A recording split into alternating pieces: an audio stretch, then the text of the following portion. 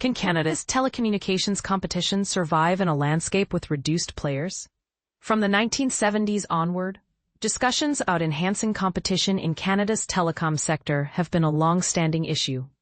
The Canadian Radio, Television and Telecommunications Commission, CRTC, took significant steps during this era, mandating established companies like Bell to allow access to their essential network infrastructure, aiming to create opportunities for new entrants into the market. In more recent times, the conversation has evolved towards ensuring that both wireless and internet networks grant wholesale access to bolster competition in these vital services. Unfortunately, the regulatory model put in place to cultivate new competitors has had limited success, achieving only modest advancements in enhancing consumer options and reducing service prices.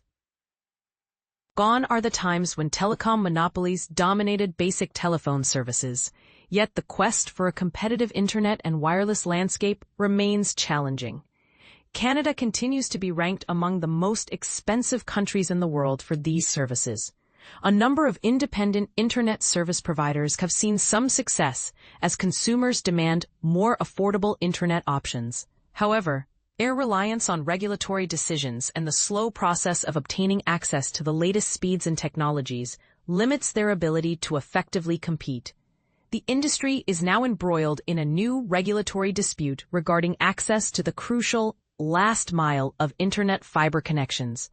While the foundational principles of regulation remain, the dynamics of the players involved have shifted dramatically.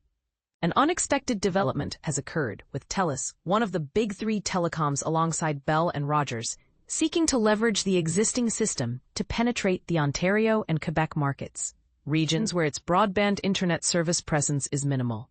In 2023, the CRTC mandated that competitors should gain access to the expansive fiber optic networks of the major telecom firms in these provinces, a decision that was later extended nationwide in 2024.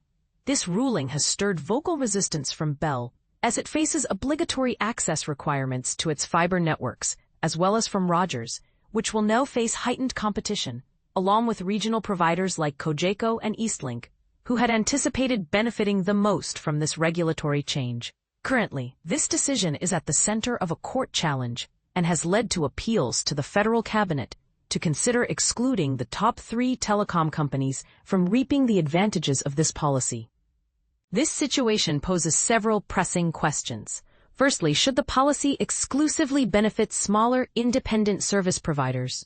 Although these entities were originally the primary participants in the mandated access initiative, the reality is that the sector of independent providers is now but a shadow of its former strength. Bell's acquisition of MTS in Manitoba in 2017 and Rogers' purchase of Shaw in 2023 resulted in a significant consolidation wave, whereby larger companies absorbed many independent providers, such as Distributel and Oxio, to name a few. Larger players have long criticized the CRTC's support for independent firms, seemingly banking on the idea that they could eliminate competition by acquiring these entities. Therefore, if this policy is to remain limited to independent providers, its effectiveness is ultimately compromised. Secondly, the question arises as to whether granting Telus mandated access would bolster or diminish competition in a marketplace characterized by a significant reduction in competitors. A submission from the Competition Bureau suggests that it may actually help strengthen competition. The Bureau carefully notes the difference between allowing the big three access in markets where they already provide wireline services versus in new markets. While access in existing markets could indeed hamper competition, the Bureau argues that wholesale access in previously untouched markets could generate more benefits than drawbacks. Thirdly, what are the potential repercussions on network investment if the top telecom companies are granted access to their competitors' networks? According to Bell and Rogers, this would lead to significant cuts in their capital expenditures. They contend that allowing wholesale access to competitors would lessen their potential returns on investment. However, the situation appears to have taken on a crying wolf narrative. In 2015, Bell warned that wholesale access would inhibit future investments. This pattern repeated itself in subsequent years, with similar claims being made regarding potential impacts on infrastructure development and rural broadband investment. Ultimately, These warnings have become predictable, but rarely materialize into reality. As the government deliberates its next steps amid a cabinet appeal, it finds itself with few favorable options. By previously standing back during the market consolidation era, it inadvertently fueled the situation that led to the diminishing number of independent providers. While continued network investment is essential, the credibility of typical threats from the major players is waning, given their history of exaggerated claims. Most observers do not view CRTC policies as preferential towards larger companies. Ironically, the original push for these policies can be traced back to applications from Canadian Pacific and Canadian National, Canada's then leading transportation companies, seeking access back in the 1970s.